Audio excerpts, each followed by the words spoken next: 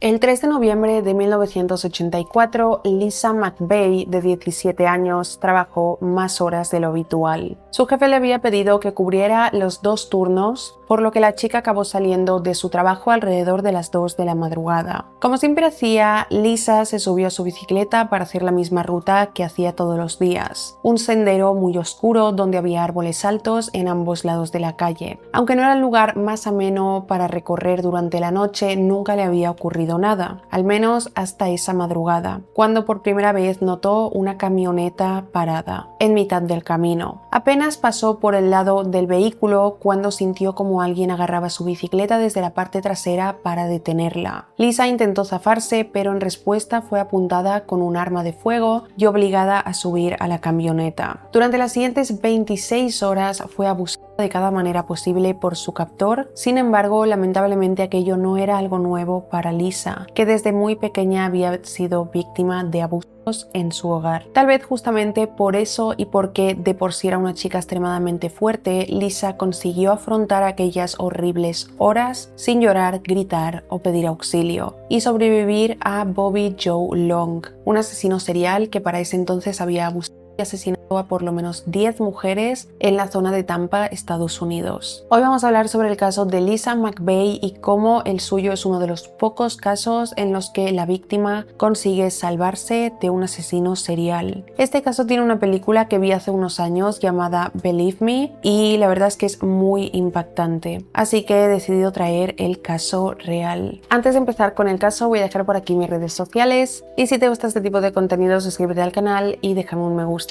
Y ahora empecemos con el caso de la chica que consiguió escapar de un asesino serial.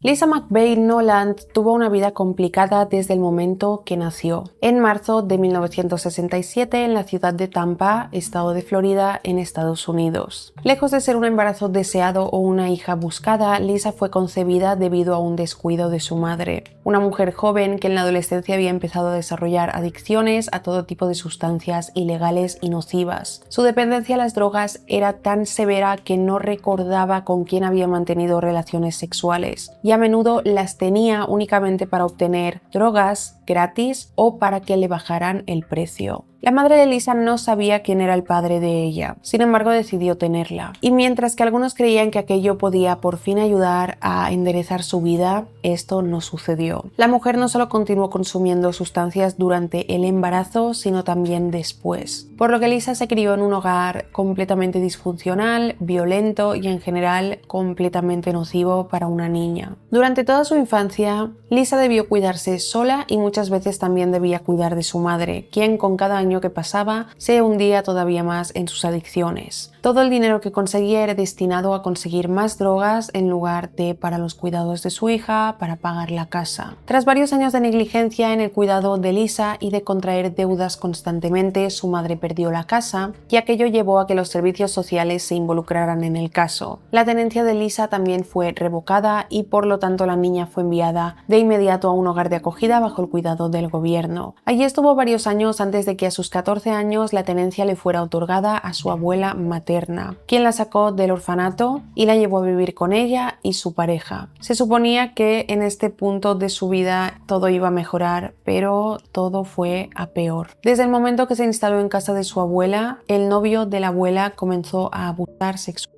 de ella, algo de lo que la abuela tenía conocimiento pero lo ignoraba para no perder a su pareja. Según narró Lisa tiempo después, el novio de su abuela solía apuntarla con un arma de fuego en la sien para que se mostrara obediente a sus deseos, algo que Lisa no tenía otra opción que cumplir. Esta horrible situación se extendió hasta el momento de los hechos, es decir, durante 3 años, afectando muchísimo la salud mental de Lisa, que para la noche en que todo ocurrió había decidido que acabaría con su vida. Ese día, antes de ir al trabajo, que trabajaba en una tienda de donuts, Lisa había escrito su carta de despedida y tenía pensado que al volver del trabajo cogería el arma de su abusador, el novio de su abuela, y con ella iba a dispararse como forma de acabar con una vida en la que no había hecho más que sufrir. Sin embargo, esa noche nada saldría como había planeado. El único adulto en su vida que la trataba bien era Gary, su jefe de 39 años, con quien tenía una relación muy cercana. Lisa describió a Gary como un hombre muy protector con ella. Durante sus turnos juntos en la tienda, Gary se aseguraba de hablar con ella, ayudarla, bromear, ayudarla en todo lo que fuera posible. Así que cuando el 3 de noviembre de 1984, Gary le pidió que cubriera los 2 turnos en la tienda, Lisa aceptó, incluso cuando interfería con sus planes de acabar con su vida. Gary y ella terminaron de cerrar la tienda poco antes de las 2 de la madrugada y como siempre lo hacía, él se ofreció a llevarla hasta su casa en coche, pero Lisa rechazó la oferta, ya que ella llegaba al trabajo con su bicicleta y el coche de su jefe no tenía dónde subirla. Así que amablemente se negó, recordando que su casa no estaba muy lejos y era un camino que hacía todos los días. Alrededor de las 2 de la mañana, Lisa pasó con su bicicleta por delante de una iglesia, camino a casa de su abuela, y pensó que todo estaba más oscuro de lo normal, pero intentó no concentrarse en ello y seguir pedaleando. Solo unos metros más adelante, algo volvió a llamar su atención. Una camioneta van estaba estacionada con lo que parecían ser 3 hombres dentro. Algo sumamente extraño teniendo en cuenta lo tarde que era y cómo en ese sendero oscuro nunca había gente. Nuevamente intentó no prestarle atención y continuó con su camino, pero cuando pasó junto a la camioneta, alguien la detuvo agarrándola de la parte trasera. La adolescente comenzó a gritar lo más fuerte que pudo, pero la persona que la había agarrado por la espalda hizo que se callara rápidamente poniendo un arma de fuego contra su cabeza y le dijo: "Cállate o te vuelo los sesos". Lisa entendió entonces que no quería fallecer a manos de otra persona y desde ese primer momento se centró en sobrevivir, para lo cual se mostró mucho más dócil. Como el hombre le ordenaba, entró a la parte trasera de la camioneta, donde notó que no había sido secuestrada por varios, sino por un único hombre, que inmediatamente se aseguró de atar sus manos y tapar sus ojos. Mientras lo hacía, Lisa le prometió que sería obediente si él prometía no acabar con su vida, pero él no respondió. Una vez el hombre subió al asiento del conductor y arrancó la camioneta, Lisa se las arregló para observar a través de la venda que le puso en los ojos, en un intento de localizar a dónde estaban yendo. Pudo determinar el modelo del vehículo en el que estaba gracias al reflejo de los espejos laterales. La camioneta era una Dodge Magnum roja, un detalle que se aseguró recordar, aunque su atención rápidamente se enfocó en recordar también otros detalles, como por ejemplo contar cuántas veces había girado su captor desde que habían arrancado, cuántas veces giraba hacia la izquierda, hacia la derecha. Entre otras de las cosas que Lisa notó fue que estaban conduciendo hacia el norte e intentó de alguna forma contar los minutos entre que había iniciado el trayecto hasta que se detuvieran. Lisa había aprendido la importancia de estas pequeñas cosas gracias a su gusto por los documentales de True Crime y las series policiales, cosas que pasaba horas mirando en casa de su abuela como una forma de distraerse por lo que vivía allí. Su secuestrador la hizo bajar del vehículo un par de minutos después de estacionar, todavía con sus ojos vendados, por lo que Lisa solo pudo memorizar la cantidad de pasos que daba el hombre cuando se alejaba de ella y cuando volvía, hasta el sillón donde la había dejado, ya que entraron en una casa. Moviendo su mandíbula mientras el hombre no la estaba mirando, Lisa era capaz de hacer caer la venda de sus ojos, y cuando el hombre se daba cuenta rápidamente volvía a subirle la venda, pero esta ya no estaba firme como antes, por lo que Lisa podía ver todo el rato a través de ella, y por lo tanto observar a su secuestrador e intentar recordar sus datos. Convencida de que este hombre la mataría tarde o temprano, Lisa se dispuso a dejar evidencia de que había estado allí como fuera. Para eso le pidió al secuestrador que le permitiera ir al baño, y cuando estuvo allí se aseguró de dejar sus huellas en todos lados, además de dejar escondido junto al inodoro un tampón usado que acababa de sacarse. Esperaba que esta evidencia fuera encontrada por la policía cuando este hombre la asesinara y sirviera para ayudar a detenerlo. Durante las siguientes horas de su secuestro, Lisa se comportó de forma obediente y tranquila. Durante esas horas fue abusada por el hombre y la torturó de muchas maneras. Ella en ningún momento se quejó, lloró o pidió que parara. Se mantuvo en silencio, dejando que el secuestrador hiciera lo que quisiera con ella. Un comportamiento que no era normal, o eso le dijo el hombre, que estaba como curioso por su actitud y comenzó a hablar con ella. Lisa sabía que aquella era una oportunidad que no debía desaprovechar, así que dulcemente le contestó todas las preguntas y comentarios que él le hacía. De hecho, gracias a estas conversaciones, la adolescente notó que el hombre tenía una personalidad un tanto infantil y decidió aprovechar eso. Le hablaba de manera dulce y simpática, incluso Lisa le ofreció que fueran novios en secreto, una propuesta que al hombre le encantó y comenzó a interesarse más en ella y en su vida personal. Y comenzó también a ser un poco más amable. El hombre, por ejemplo, comenzó a preguntarle sobre su vida. Parecía tener curiosidad de quién era Lisa y ella se inventó una historia. Le contó que era hija única. Dijo que vivía con su padre, quien estaba gravemente enfermo, ya que su madre los había abandonado al inicio de su enfermedad. Pero esta no fue su única estrategia. Aprovechando la mente infantil que tenía su secuestrador, Lisa empezó a hacer comentarios fingiendo dulzura. Le decía que él no era una persona mala, incluso cuando estaba buscando de ella. Le decía que lo amaba e incluso prometió que volverían a verse si la dejaba ir. En una de estas conversaciones, Lisa le preguntó por qué le estaba haciendo aquello, por qué la había secuestrado, por qué estaba buscando de ella. Pero se le preguntó de una manera simpática, como haciéndole pensar que para ella no era nada malo, sino que simplemente tenía curiosidad.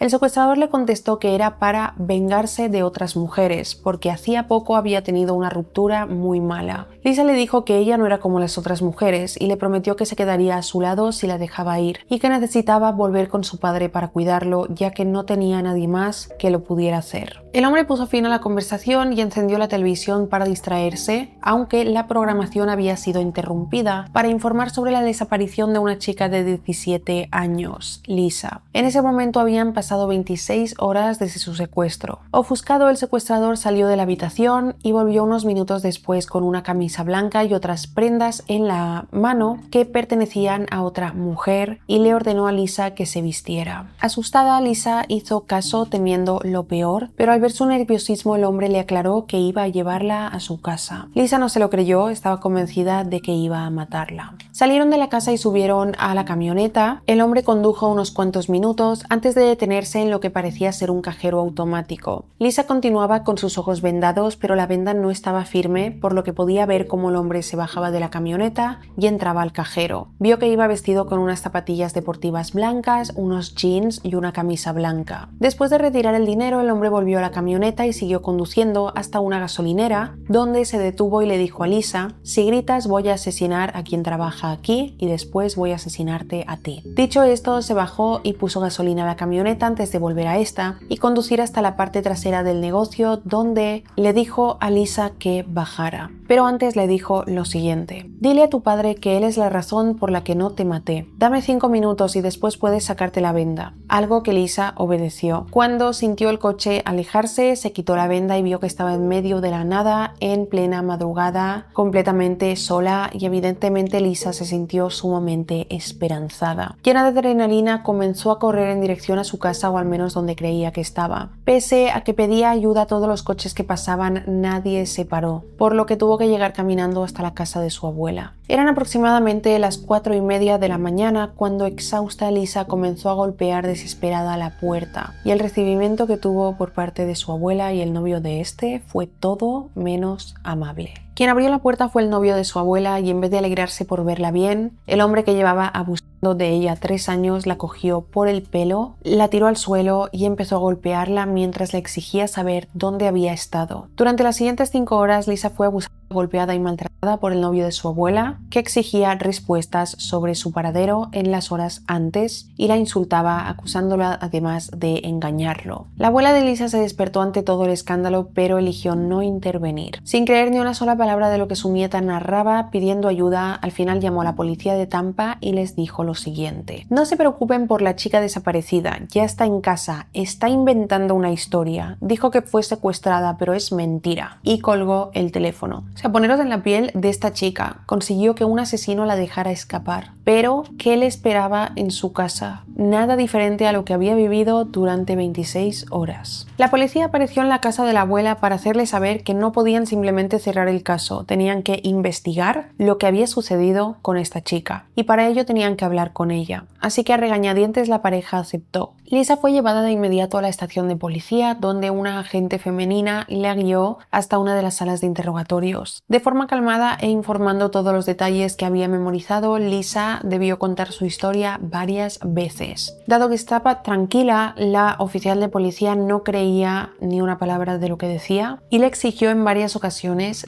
que repitiera la historia una y otra vez buscando inconsistencias en ella. Pero después de unos minutos Lisa se negó de repetir más la historia y le dijo: traiga a alguien más inteligente. La policía dio por terminado el interrogatorio ese día y convocó a Lisa para la mañana siguiente, esta vez para ser entrevistada por el sargento Larry Pinkerton, quien para ese entonces era el jefe de la unidad de crímenes sexuales. Después de escuchar la historia de Lisa, el sargento Pinkerton hizo que uno de sus oficiales llamara al FBI porque al fin alguien la creía. Inmediatamente el FBI tomó el mando de la investigación únicamente enfocada en el caso de Lisa, que volvió a la casa de su abuela para recuperarse. Apenas unos días después de todos los hechos, mientras el novio de su abuela miraba la televisión, Lisa escuchó una noticia que le hizo helar la sangre. Otro cuerpo sin vida de una mujer había sido encontrado, lo que no era una novedad porque desde la primavera de ese año se habían encontrado 8 cadáveres femeninos en la zona, algo que Lisa sabía desde antes. Sin embargo, esa mañana no pudo evitar sentir, después de escuchar esta noticia, que su secuestrador tenía algo que ver. Rápidamente Lisa llamó al sargento Larry Pinkerton y le dijo que sospechaba que su secuestrador era el responsable de los asesinatos, por lo que Pinkerton se puso en contacto con la oficina del sheriff del condado de Hillsborough,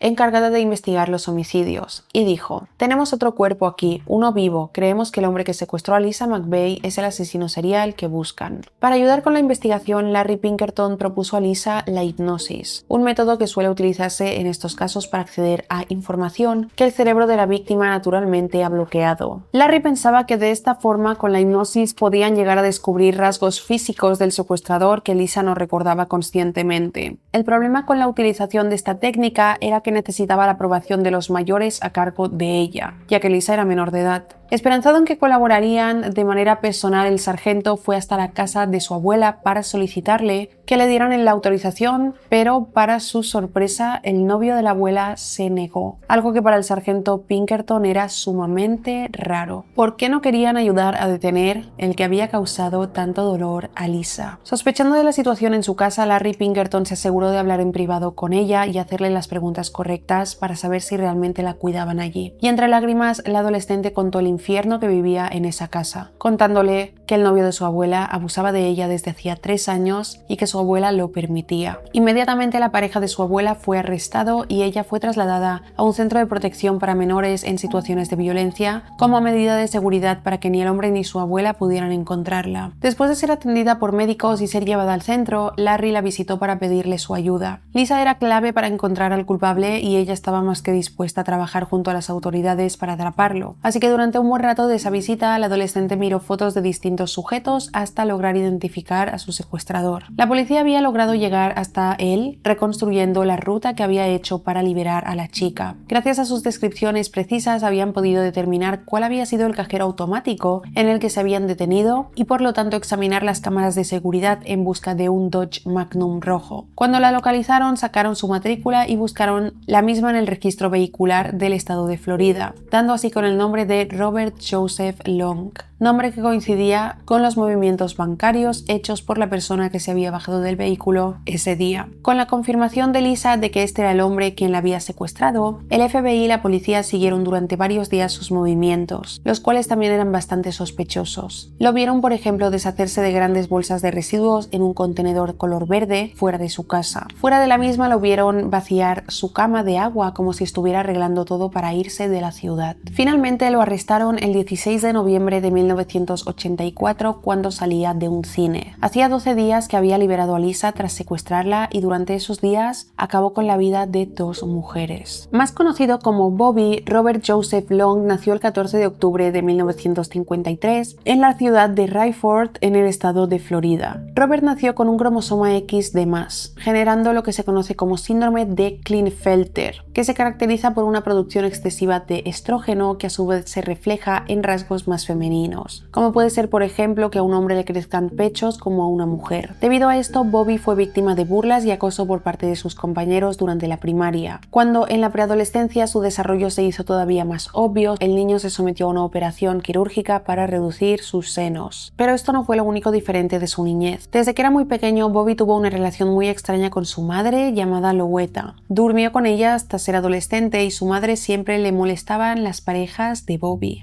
Pese a esto, en la secundaria consiguió pareja, una chica llamada Cindy, con la que se casó el 25 de enero de 1974. El inicio de su matrimonio estuvo marcado por la tragedia. Apenas un par de meses después, el 14 de marzo de ese mismo año, Bobby estuvo involucrado en un accidente automovilístico que le provocó un traumatismo de cráneo. Durante su infancia y adolescencia, Bobby había sufrido ya varios traumatismos de este tipo, pero fue el que sufrió a sus 20 años el que le generó serias secuelas. Su personalidad tranquila y dulce se vio reemplazada por un aumento de ira. El menor inconveniente lo hacía explotar en ataques de ira que a menudo los descargaba contra su mujer. Además de la irascibilidad, su libido aumentó de manera considerable y acababa exigiendo a su mujer mantener relaciones varias veces al día. El matrimonio tuvo 2 hijos antes de que después de 6 años Cindy solicitara el divorcio, argumentando como motivo principal la violencia doméstica que su marido ejercía sobre ella. Esta ruptura era la que hizo referencia cuando Bobby le explicó a Lisa por qué la secuestró. A partir de ese momento, Bobby empezó a desarrollar un resentimiento enorme contra el género contrario y sin considerar que las mujeres fueran dignas de ningún buen trato, por el contrario quería vengarse de ellas y como parte de su venganza dio rienda libre a sus impulsos y deseos más oscuros. Empezó en 1981. Comenzó a responder anuncios de ventas de electrodomésticos que fueran publicados por mujeres en los diarios locales. Si cuando iba a la casa a completar la transacción la mujer estaba sola, abusaba de ella. Utilizando este método de formas diferentes, abusó de por lo menos 50 mujeres hasta que fue detenido ese mismo año y llevado ante un tribunal que lo condenó a varios años de prisión. Sin embargo, Bobby apeló la decisión del juez y solicitó un nuevo juicio que le fue favorable y todos los cargos se le retiraron, permitiendo que iniciara una vida como si nada hubiera pasado. Tras estos incidentes, Bobby se mudó a California, donde alquiló una habitación a una mujer llamada Casey. Gracias a ello conoció a una chica de 17 años que también le alquilaba una habitación y empezó a salir con ella pese a la diferencia de edad de ambos. Ella era menor y él era mayor de edad. Durante esa misma época, Bobby comenzó a contactar con mujeres a través de Penny Saver, un periódico gratuito en el que la gente publicaba objetos a la venta y de alquiler. Usando la misma técnica que había utilizado antes, Bobby contestaba decenas de estos anuncios al día y se dirigía a la dirección que le daban para concretar la compra, aunque la mayoría de veces se iba sin comprar nada o con objetos que realmente no necesitaba. Las veces que se encontraba con mujeres que estaban solas, pedía usar su baño y entonces, una vez dentro de sus casas, abusaba de ellas, además de robarles. Durante los 2 años que vivió en California, abusó de decenas de mujeres, pero las autoridades no fueron capaces de detenerlo. En el año 83 se mudó al condado de Hillsborough, en la ciudad de Tampa, donde en un periodo de 8 meses abusó y asesinó a 8 mujeres, de las que se deshizo dejándolas en posiciones extrañas y sumamente explícitas en distintas zonas de la ciudad. Su modus operandi había cambiado, ya no buscaba a sus víctimas a través de periódicos, sino que lo hacía yendo a zonas conocidas por ser donde trabajaban prostitutas, aunque también buscaba mujeres que estuvieran solas en bares. Cuando estas mujeres en los bares se le acercaban, él las convencía de entrar en su coche y entonces las llevaba a su apartamento, donde las ataba con sogas que él mismo había anudado. La manera en que acababa con sus vidas no era siempre la misma. Algunas de sus víctimas las estranguló, a otras las degolló y a otras las mató a golpes. De sus 10 víctimas, 5 fueron identificadas como trabajadoras sexuales, otras 2 como bailarinas exóticas, otra como una trabajadora de fábrica, una estudiante y otra que no pudo determinarse. Su primera víctima fue hallada en marzo del 84 y identificada como Artis Ann Wick, de 20 años. El 13 de mayo, Neun Thi Long, de 19 años. 14 días después acabó con la vida de Michelle Denise Sims, de 22 años. años. El 8 de junio asesinó brutalmente a una chica llamada Elizabeth Loundback, de 22 años, antes de entrar en un periodo de enfriamiento de 3 meses, volviendo luego a acabar con la vida de una mujer en septiembre llamada Vicky Elliott, de 21 años. Un mes después asesinó a una chica llamada Chanel Williams, de 18 años. El 30 de octubre, solo unos días antes de secuestrar a Lisa, Bobby asesinó a Kimberly Kyle Hobbs, de 22 años. Mientras la policía seguía su rastro por el secuestro de Lisa, Bobby acabó con otras 2 chicas. El 6 de noviembre asesinó a Virginia Lee Johnson, de 18 años, y 5 días después a Kim Marie Swan, de 21 años. Cuando fue arrestado el 16 de noviembre, a la salida de un cine, Bobby fue llevado a declarar y tras un par de horas de preguntas acabó confesando que era el responsable de 8 homicidios y fue arrestado inmediatamente. Fue el sargento Pilkington quien dio la noticia a Lisa McVeigh, que había sido una pieza clave para atrapar a uno de los asesinos seriales más despiadados de todo el estado. Lisa, que todavía lidiaba con todas las consecuencias de lo que había vivido a manos de este hombre y también de la pareja de su abuela, le pidió al sargento que le permitiera ver las fotos de aquellas chicas que no habían contado con su suerte y habían fallecido a manos de este hombre. Según lo que Lisa contó años después, esto le sirvió para poner en perspectiva las cosas, incluso su propia vida. A diferencia del resto de las víctimas, ella había conseguido salir con vida de las garras de Bobby y merecía tener una nueva oportunidad en la vida, honrando también a aquellas 10 chicas que no habían conseguido salvarse. Además, ver las fotos de todas aquellas víctimas reafirmó una idea que había surgido en ella durante la investigación. Quería convertirse en policía, pero para ello debía cumplir la mayoría de edad. Mientras ella seguía en el centro para adolescentes, el juicio contra Robert Joseph Long inició y duró varios meses, hasta julio del 86, cuando se le condenó a pena de muerte en la silla eléctrica. Durante su proceso judicial dijo que lo único de lo que se arrepentía era de haber dejado con vida a Lisa, ya que según él ese fue el motivo por el que lo habían encontrado. Como suele ocurrir en estos casos que se sentencia a la muerte al condenado, esto no se ejecuta de inmediato, sino que se da un tiempo prudente para que pueda apelarse la decisión y presentar diferentes recursos por parte de la defensa. En el caso de Bobby, este estuvo casi 33 años en lo que se conoce como el corredor de la muerte. El 23 de abril de 2019, el recién asumido gobernador de Florida, Ron DeSantis, firmó la sentencia de muerte del asesino serial. Las apelaciones que el acusado presentó posteriormente a esa fecha no fueron tenidas en cuenta y un mes después, el 23 de mayo del 2019, Robert fue ejecutado utilizando la inyección letal y se declaró muerto a las 6:55 de la tarde y eligió no hacer ninguna declaración. Para ese momento la vida de Lisa había mejorado considerablemente. Después de cumplir la mayoría de edad y poder salir del centro de menores, fue contactada por 2 de sus tíos, quienes la acogieron en su casa y la cuidaron de ahí en adelante. En 2004, después de haber trabajado en diversos empleos, Lisa decidió seguir su sueño de ser policía e ingresó a la academia policial, uniéndose poco después a la fuerza del condado de Hillsborough, especializándose en crímenes sexuales. Desde entonces también es una de las oficiales que trabaja mano a mano con instituciones de educación, a las que normalmente va para contar su historia y ayudar a los estudiantes a saber cómo actuar en situaciones de peligro como la que vivió ella. El día de la ejecución de su secuestrador y abusador, ella estuvo en primera fila para verlo y dijo sentir que por fin, después de tantos años esperando, se había hecho justicia. Esto es todo sobre el caso de Lisa McVeigh. Es un caso muy impactante. Yo cuando vi la película me quedé muy impactada, sobre todo al saber que estaba basado en hechos reales. O sea, es muy fuerte toda la historia. Es muy curioso que el día que fue secuestrada, de camino a su casa, su plan era, cuando llegara a su casa, quitarse la vida. Pero al verse amenazada por otra persona que le iba a quitar la vida, decidió luchar para sobrevivir. Esto me ha recordado mucho también a una película que vi justo ayer, que se llama No te muevas, que justo sucede esto. La chica está a punto de suicidarse